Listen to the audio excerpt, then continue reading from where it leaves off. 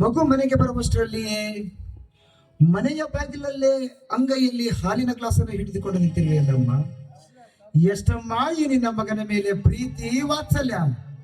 ಅಮ್ಮ, ನಿನ್ನಂತಹ ತಾಯಿಯನ್ನು ಪಡೆಯಬೇಕಾದರೆ ನಿನ್ನ ಹೊಟ್ಟೆಯಲ್ಲಿ ಹುಟ್ಟುವ ಮಕ್ಕಳು ಪುಣ್ಯ ಮಾಡಿರ್ಬೇಕಮ್ಮ, ಪುಣ್ಯ ಮಾಡಿರ್ಬೇಕು. ಎಷ್ಟೋ ತಾಯಂದಿರನ್ನು ನಾನು ನೋಡಿದ್ದೇನೆ, ಆದರೆ ನಿನ್ನಂತ ತಾಯಿಯ ಕರಳು ನಾನೆಲ್ಲಿ ಕಂಡಿಲ್ಲಮ್ಮ, ನಾನೆಲ್ಲಿ ಕಂಡಿಲ್ಲ. ನಿಜ ಮಗನೇ, ಜಗತ್ತಿನಲ್ಲಿ ಪ್ರೀತಿ, ಮಮತೆ, ವಾತ್ಸಲ್ಯ ತೋರಿಸುವಂತ ಎಷ್ಟೋ ತಾಯಿಂದನ್ನ ನೀನು ಕಂಡಿರಬಹುದು. ಆದ್ರೆ ಮಗನ ಮೇಲೆ ಮಮಕಾರ ಹೆಚ್ಚಾಗಿ ಇಂತ ಹಾಲು ಕುಡಿಸುವ ತಾಯಿನ ನೀನು ಎಲ್ಲಿ ಕಂಡಿರ್ಲಿಕ್ಕಿಲ್ಲ ಮಂತೇಶ, ನೀನು ಎಲ್ಲಿ ಕಂಡಿರ್ಲಿಕ್ಕಿಲ್ಲ. ಶಿಕ್ಷೆ, ನನ್ನ ಹೊಟ್ಟೆಯಲ್ಲಿ ಹುಟ್ಟಿದ್ದು ನಿನ್ನ ಪುಣ್ಯವು, ನಿನ್ನಂತ ಮಗನಿಗೆ ಜನ್ಮ ಕೊಟ್ಟಿದ್ದು ನನ್ನ ಪುಣ್ಯವೋ ಗೊತ್ತಿಲ್ಲ. ನೋಡಪ್ಪ, ಮೊದಲು ಹಾಲು ಕುಡಿ ಬಾ. ಯಾಕಮ್ಮ, ಯಾಕಮ್ಮ ಕಣ್ಣೀರು? ಮಗನಿಗೆ ಹಾಲು ಕುಡಿಸುವ ಸಂತೋಷಕ್ಕಾಗಿಯಪ್ಪ ಈ ಕಣ್ಣೀರು. ಅಮ್ಮ, ಹಾಲು ಕುಡಿಸುವ ಸಂತೋಷಕ್ಕಾಗಿ ಯಾವತ್ತೂ ಅಳಬಾರ್ದಮ್ಮ, ಯಾವತ್ತೂ ಕಣ್ಣೀರು ಹಾಕ್ಬಾರ್ದು. ಇರ್ಲಿ ಮಗು, ಬಾ ಮೊದಲ ಹಾಲು ಕುಡಿ ಬಾ. ಅಮ್ಮ, ಇವತ್ತು ನನ್ನ ಹುಟ್ಟುಹಬ್ಬ. ಬಹುಶಃ ನೀವಿಬ್ಬರು ಯಾವುದೋ ವಿಷಯದಲ್ಲಿ ನನ್ನ ಹುಟ್ಟುಹಬ್ಬ ಆಚರಿಸುವುದನ್ನು ಮರೆತಿದ್ದೀರಿ.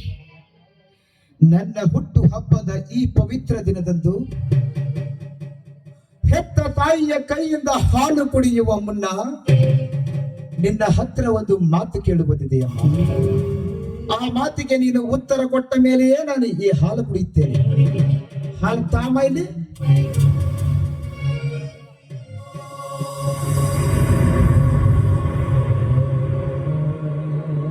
ಮಂತೇಶ, ಯಾವುದಪ್ಪ ಅದು ನಿನ್ನ ಮಾತು?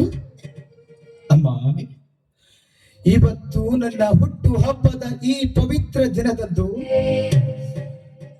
ನಾನು ಮಾಡಿದ ತಪ್ಪನ್ನು ಯಾವುದನ್ನೂ ಮುಚ್ಚಿಡದೆ ನಿನ್ನ ಮುಂದೆ ಹೇಳಬೇಕೆಂದು ನಾನು ನಿರ್ಧಾರ ಮಾಡಿದ್ದೇನಮ್ಮ. ಯಾಕೆಂದರೆ ಈ ಜಗತ್ತಿನಲ್ಲಿ ಮಕ್ಕಳು ಮಾಡಿದ ತಪ್ಪನ್ನು ಯಾರು ಕ್ಷಮಿಸದಿದ್ದರೂ ಹೆತ್ತ ತಾಯಿ ಕ್ಷಮಿಸುತ್ತಾಳೆಂಬ ನಂಬಿಕೆ ನನ್ನಲ್ಲಿದೆ. ಹೆತ್ತ ತಾಯಿಯ ಮುಂದೆ ಸತ್ಯವನ್ನು ಹೇಳಿದರೆ ತಪ್ಪನ್ನು ಒಪ್ಪಿ ತನ್ನ ಹೃದಯದಲ್ಲಿ ಮನ್ನಿಸುತ್ತಾಳೆಂಬ ವಾತ್ಸಲ್ಯದ ನಂಬಿಕೆ ನನ್ನಲ್ಲಿದೆ. ಅಮ್ಮ, ಅಮ್ಮ, ಈ ಒಂದು ತಪ್ಪನ್ನು ನೀನು ಕ್ಷಮಿಸಲೇಬೇಕಮ್ಮ. ಮಂತೇಶ, ನೀನು ಮಾಡಿರುವ ತಪ್ಪು ಯಾವುದು ಅಂತ ನಾನು ತಿಳ್ಕೋಬೇಕಲ್ಲಪ್ಪ, ಹೇಳು. ಅಮ್ಮ, ಈ ಮಾನವಂತರ ಮನೆಯ ಮಗನಾಗಿ ನಿಮ್ಮಂತ ಪುಣ್ಯವಂತರ ಹೆತ್ತ ತಾಯಿಯ ಕಂದನಾಗಿ ನನ್ನ ಜೀವನದಲ್ಲಿ ಮಾಡಬಾರದ ತಪ್ಪೊಂದನ್ನು ನಾನು ಮಾಡಿಬಿಟ್ಟಿದ್ದೇನಮ್ಮ. ಅಮ್ಮ, ಅದೇನೆಂದರೆ ನಮ್ಮನ್ನೇ ನಂಬಿದ ಬಡ ಕುಟುಂಬದ ಒಂದು ಹೆಣ್ಣಿನ ಮಾನಭಂಗ ಮಾಡಿದ ನಮ್ಮ ಮಾನಭಂಗ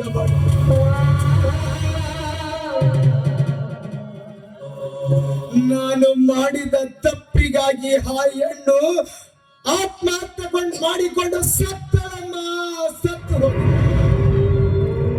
ಆದರೆ ಅಮ್ಮ, ಆ ಸಾವಿಗೆ ನಾನೇ ಕಾರಣ ಎಂದು ಯಾರಿಗೂ ಗೊತ್ತಿಲ್ಲ.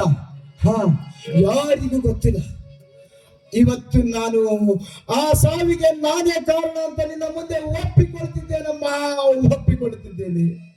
ಈ ಒಂದು ತಪ್ಪನ್ನು ನೀನು ಕ್ಷಮಿಸಲೇಬೇಕಮ್ಮ, ಕ್ಷಮಿಸಲೇಬೇಕು.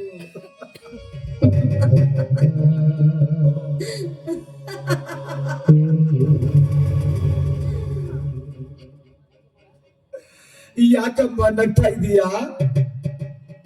ಬೆಕ್ಕು ಕಣ್ಣು ಮುಚ್ಕೊಂಡು ಹಾಲು ಕುಡಿದ್ರೆ ಪ್ರಪಂಚ ನೋಡಿಲ್ಲ ಅನ್ಕೊಂಡಿತ್ತಂತೆ. ಅಂದ್ರೆ ಈ ವಿಷಯ ನಿಮಗೆ ಮೊದಲೇ ಗೊತ್ತಿಲ್ಲ? ಇಲ್ಲಪ್ಪ, ಇಲ್ಲ, ನನಗೆ ಗೊತ್ತಿಲ್ಲ. ಈಗ ನೀ ಹೇಳಿದಿಲ್ಲ, ನಿನ್ನಿಂದ ತಿಳ್ಕೊಂಡೆ. ನಿನ್ನಿಂದ ತಿಳ್ಕೊಂಡಪ್ಪ. ಹೌದೇ? ನೋಡಮ್ಮ, ಇವತ್ತು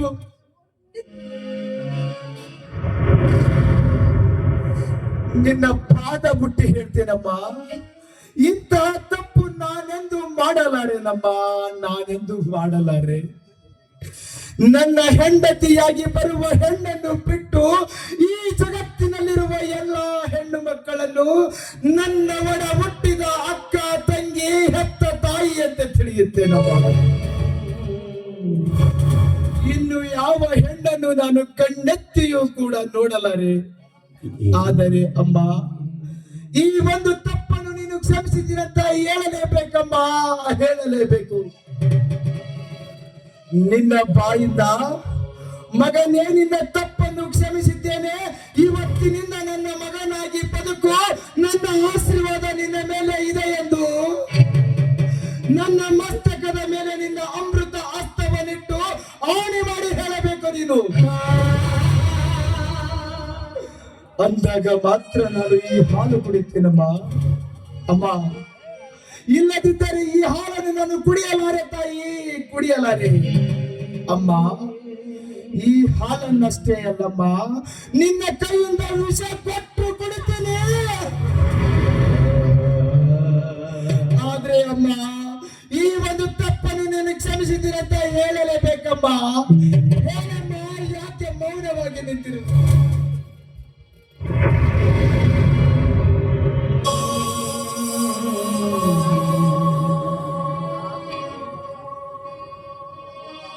ದೈವ ದೂರಾದರೆ ದೇವರ ಬಂದು ಕಾಪಾಡಲಾರ. ನಿನ್ನ ಪಾಲಿಗೆ ನಾನು ದೇವರಾಗಿ ನಿಂತರೂ ಉಳಿದುಕೊಳ್ಳೋ ಭಾಗ್ಯ ನೀನು ಪಡೆದುಕೊಂಡು ಹೀಗಿದ್ದಾಗ ನಾನು ನಿನಗೇನಂತ ಆಶೀರ್ವಾದ ಮಾಡ್ಲಿ ಮಂತೇಶ? ನಾನು ನಿನಗೇನಂತ ಆಶೀರ್ವಾದ ಮಾಡ್ಲಿ?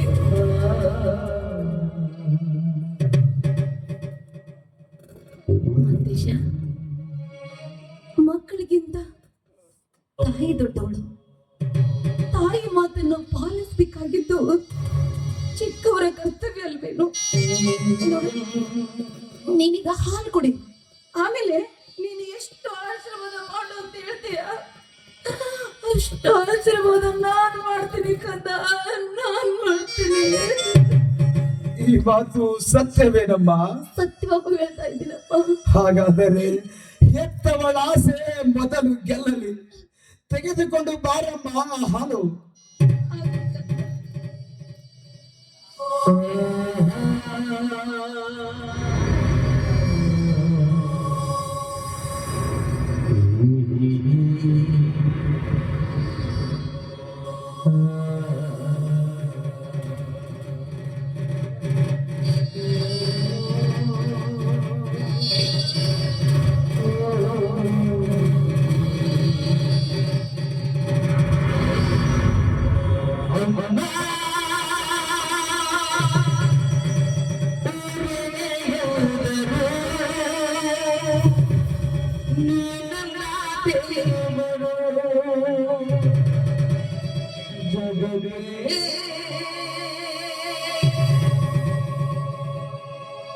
ಅಮ್ಮ, ಈಗಲಾದರೂ ಸಂತೋಷವಾಯಿತೇ ನಿನಗೆ?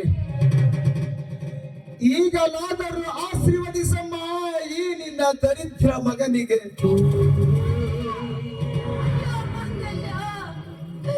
ನಿನಗೆ ಆಶೀರ್ವಾದ ಮಾಡುವಂತ ಭಾಗ್ಯ ನಿನ್ನ ತಾಯಿ ಪಡೆದುಕೊಂಡು ಬರಲಿಲ್ಲ. ನಿನಗೆ ಆಶೀರ್ವಾದ ಮಾಡುವ ಯೋಗ್ಯತೆ ನನಗಿಲ್ಲ ಕಂದ. ಯಾಕಂದ್ರೆ ನಿನ್ನ ಪಾಲಿಗೆ ನಾನು ತಾಯಿ ಆಗಲಿಲ್ಲ ಮಾತೇಶ. ನಿನ್ನ ಪ್ರಾಣವನ್ನು ತೆಗೆದುಕೊಳ್ಳೋ ನಿನ್ನ ಪಾಲಿನ ಮೃತ್ಯು ದೇವ.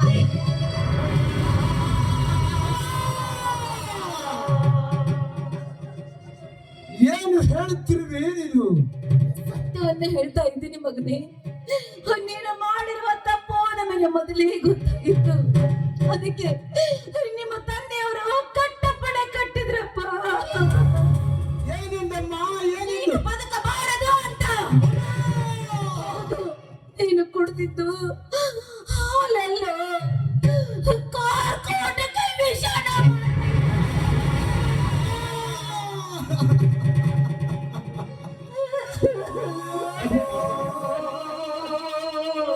ಅಮ್ಮ,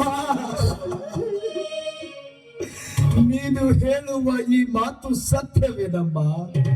ಸತ್ಯವಾಗೂ ಹೇಳ್ತಿದ್ದೀನಿ ಮಗ. ಈ ಜಗತ್ತಿನಲ್ಲಿ ಯಾವ ತಾಯಿಯಾದರೂ ಎತ್ತ ಮಗನಿಗೆ ಹಾಲಿನಲ್ಲಿ ವಿಷ ಹಾಕುವುದುಂಟೇನಮ್ಮ? ಅಮ್ಮ, ನನ್ನ ಹಣದವಳಾಗಿ ನೀನು ಈ ಮಾತು ಸತ್ಯವಾಗಿ ಹೇಳ್ತಿದ್ದೇನಮ್ಮ, ಸತ್ಯವಾಗಿ ಹೇಳ್ತಿದ್ದೀಯ. ಸತ್ಯವಾಗೂ ಹೇಳ್ತಾ ಇದ್ದೀನಿ ಮಾದೇಶ.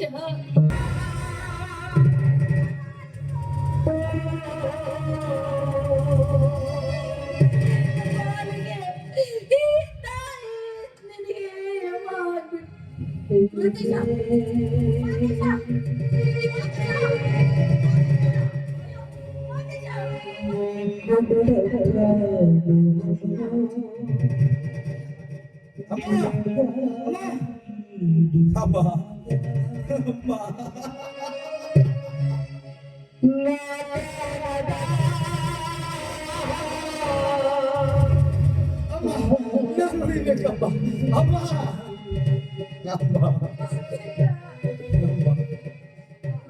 ಅಮ್ಮ, ಹೆತ್ತ ತಾಯಿಯ ಕೈಯಿಂದ ವಿಷ ಕುಡಿದು ಸಾಯಬೇಕೆನ್ನುವುದು ನನ್ನ ಹಣೆ ಬರದಲ್ಲಿ ಬರದಿದ್ದರೆ ನಿನ್ನನ್ನೇಕೆ ಹೊಣೆ ಮಾಡಲಿ ತಾಯಿ, ನಿನ್ನನ್ನೇಕೆ ಹೊಣೆ? ನ್ಯಾಯಕ್ಕಾಗಿ ಸ್ವಂತ ಮಗನನ್ನೇ ಬಲಿ ಕೊಡುವ ನಿಮ್ಮಂತಹ ಶ್ರೇಷ್ಠ ತಂದೆ ತಾಯಿಯ ಹೊಟ್ಟೆಯಲ್ಲಿ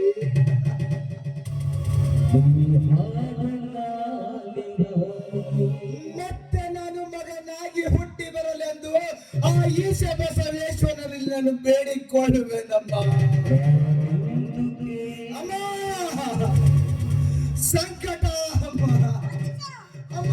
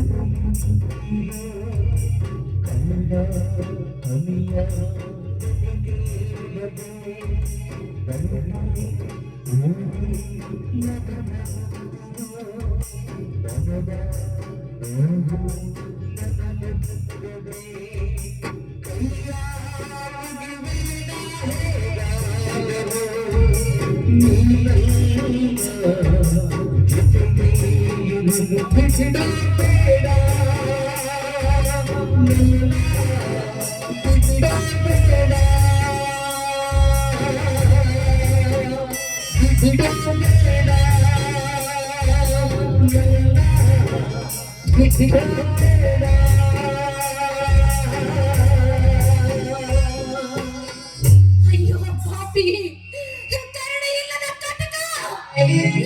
ಎಷ್ಟು ಕೇಳಿಕೊಂಡ್ರು ನನಗೆ ನನ್ನ ಕೂಗು ಕೇಳಿಸ್ಲಿಲ್ವೇ? ಕೊನೆಗೂ ನನ್ನ ಮಗನನ್ನ ನಾನು ತೆಗೆದುಕೊಂಡು ಬಿಟ್ಟೆ. ಎತ್ತ ಮಗನನ್ನ ಸಾಯಿಸಿ ಈ ಭೂಮಿ ಮೇಲೆ ನಾನು ಹೇಗ್ ಬದುಕ್ಲಿ? ನಾನು ಹೇಗ್ ಬದುಕ್ಲಿ?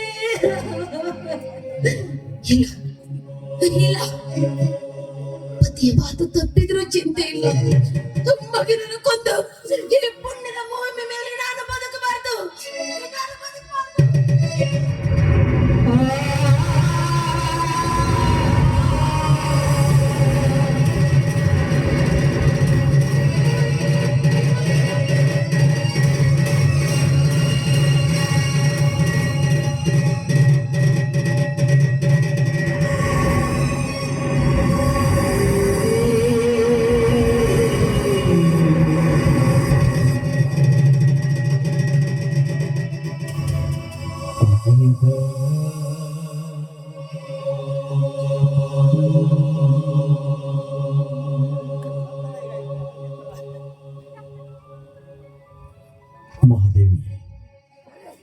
ಮಹಾದೇವಿ, ಏಕೆ ಮಹಾದೇವಿ ಮೌನ ತಾಳು ನಿಂತಿರುವೆ?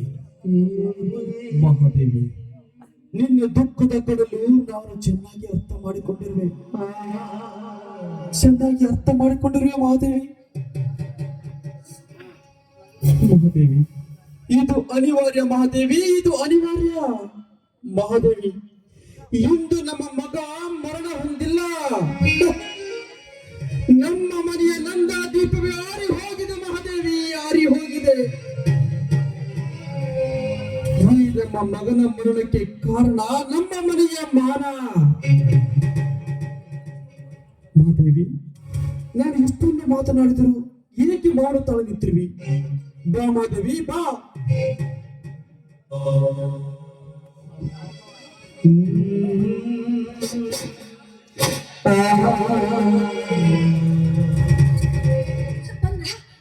ನೋಡಿ ನೋಡಿ ಅಲ್ಲಿ ನೋಡಿ ನನ್ನ ಮಗ ಏನು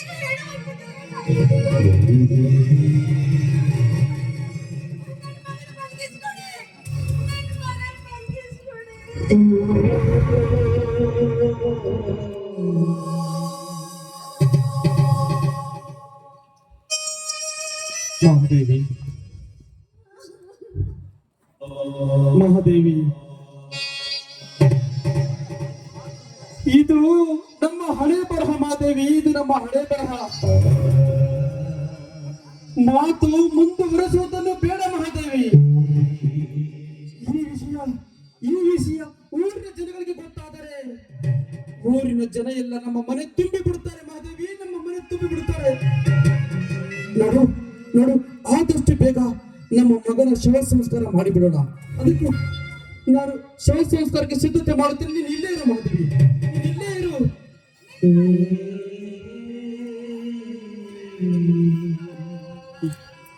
ಬನ್ನಿ, ಯಾಕೋ ಗೊತ್ತಿಲ್ಲ ರೀ, ತಲೆ ಬಾಗಿ ಕೈ ಮುಗಿದು ನಿಮ್ಮ ಪಾದಗಳಿಗೆ ನಮಸ್ಕಾರ ಮಾಡಬೇಕು ಅಂತ ಅನ್ನಿಸ್ತಾ ಇದೆ. ನನಗೆ ಆಶೀರ್ವಾದ ಮಾಡ್ತೀರಾ ಮಾದೇವಿ? ನನಗೆ ಆಶೀರ್ವಾದ ಮಾಡ್ತೀರಾ? ಹೇಳಿ ಸ್ವಾಮಿ. ಯಾಕೆ ಮಾದೇವಿ, ಯಾಕೆ ಈ ಮಾತನ್ನು ಮಾತನಾಡ್ತಿದ್ದೆ ಮಾದೇವಿ? ನನ್ನೊಂದಿಗೆ ಬಾಳ ಮುಂದುವರಿಸಬೇಕೆಂಬ ಆಸೆ ನಿನಗಿಲ್ಲವೇ? ಅಥವಾ ನಾನು ಮಾಡಿದ ಈ ಕೃತ್ಯ ನಿನಗೆ ಅಪರಾಧವೆನಿಸಿದರೆ ನೀನೇ ನನಗೊಂದು ಹತ್ಯೆ ಮಾಡು ಮಾದೇವಿ. ನಿನ್ನ ಕಣ್ಣೆದುರಿಗೆ ನಾನು ಕೂಡ ವಿಷ ಸೇವಿಸಿ ಮರಣ ಹೊಂದಿ ಬಿಡುತ್ತೇನೆ.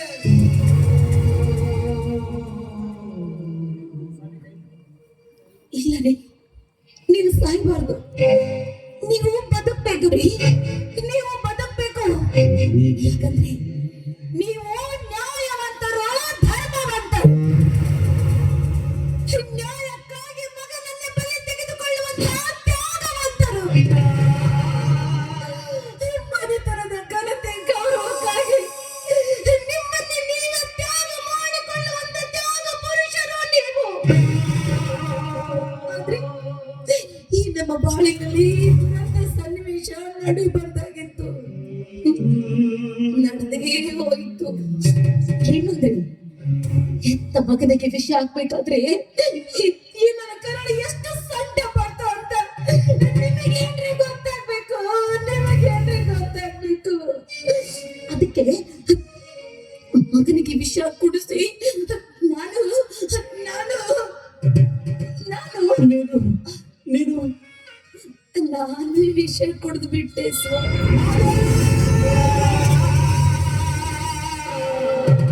ಮಾದೇವಿ, ಮಾದೇವಿ, ಏನು ಹೇಳ್ತಾ ಇದೆಯಾ ಮಾದೇವಿ? ಏನು ಹೇಳ್ತಾ ಇದೆಯಾ ಮಾದೇವಿ? ಪತಿ ಆಜ್ಞೆ ಪಾಲಿಸಿದ ಮಹಾಸತಿ ಕಣೆ ನೀನು, ಮಹಾಸತಿ. ಮಾದೇವಿ, ನಿನ್ನ ಪತಿ ಆಜ್ಞೆ ಪಾಲಿಸಿದ ಮಹಾದೇವತೆ ನೀನು, ಮಹಾಸತಿ ಕಣೆ ನೀನು, ಮಹಾಸತಿ. ಸ್ವಾಮಿ, ನೋಡಿ, ನಿಮ್ಮಂತ ಪತಿಯನ್ನು ಪಡೆದಿದ್ದು ನನ್ನ 7 ಜನ್ಮದ ಪುಣ್ಯ ರೀ, 7 ಜನ್ಮದ ಪುಣ್ಯ. ಮತ್ತೊಂದು ಜನ್ಮ ಅಂತ ಇದ್ರೆ ಮತ್ತೆ ನಾನು ನಿಮ್ಮ ಸತಿನೇ ಹಾಗೆ ಬರ್ಬೇಕ್ರಿ. ಯಾಕಂದ್ರೆ ಬದುಕಿದು ಜಟಗ ಬಂಡಿ, ಬದುಕಿದು ಜಟಗ ಬಂಡಿ, ವಿಧಿಯದರ ಸಾಹೇಬ, ಮದುವೆಗೋ ಮಶಣಕೋ, ಕರದತ್ತ ನಡೆಯೋ ಮಂಕುತಿಮ್ಮ, ಕರದತ್ತ ನಡೆಯೋ